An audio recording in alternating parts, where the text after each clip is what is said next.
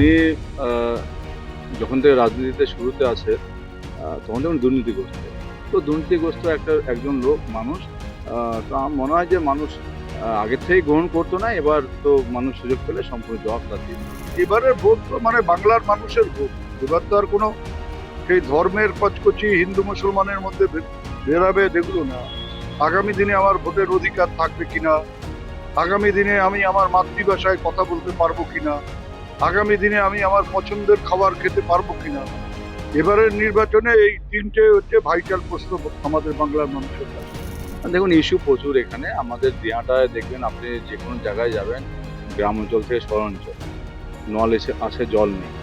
জলের যেমন সমস্যা, রাস্তাঘাটের প্রত্যেকটা গ্রামগঞ্জে রাস্তাঘাটের প্রচুর সমস্যা।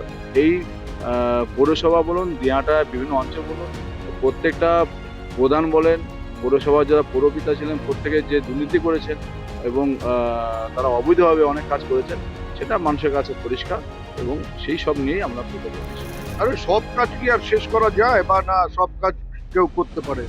আর মানুষের যত উন্নয়ন হবে মানুষের চাহিদা তত বাড়বে, মানুষের এক্সপেকটেশন বাড়বে। এর মধ্যে কোনো অন্যায় বা ভুল নেই, সেগুলোকে আমাদের দূর করবার চেষ্টা করতে হবে। ওটা তো হাস্যকর। ওটা সেটা উনিও জানেন কীভাবে উনি জয়লাভ করেছে এবং দিনাটা প্রত্যেকটা মানুষ যারা জনগণ, যারা ভোটার, তারাও প্রত্যেকে জানে যে সেই ভোটটা কীভাবে হয়েছে, ভোটের নামে প্রহসন হয়েছে।